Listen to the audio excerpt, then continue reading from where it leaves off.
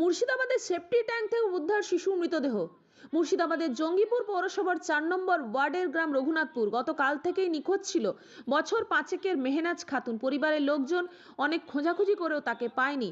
এদিন তার মৃতদেহ সেফটি ট্যাঙ্কের ভেতর দেখতে পায় গ্রামের বাসিন্দারা।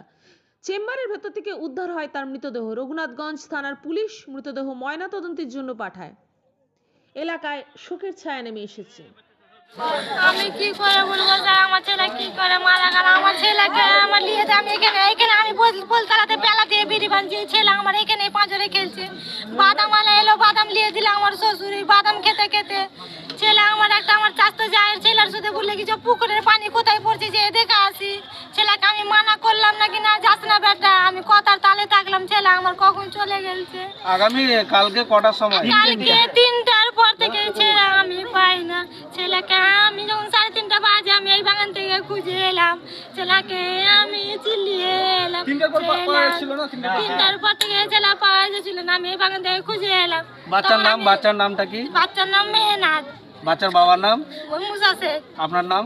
গরিবি। আপনার বাড়ি? রঘুনাথপুর 3 পাড়া। কোন ক্লাসে পড়তো? কোন ক্লাসে পড়তো? এখন স্কুলে আমি ভর্তি করিনি ছেলেকে। মসজিদে পড়তো। না বলছি কি আপনারা যে পেলেন কটার সময়?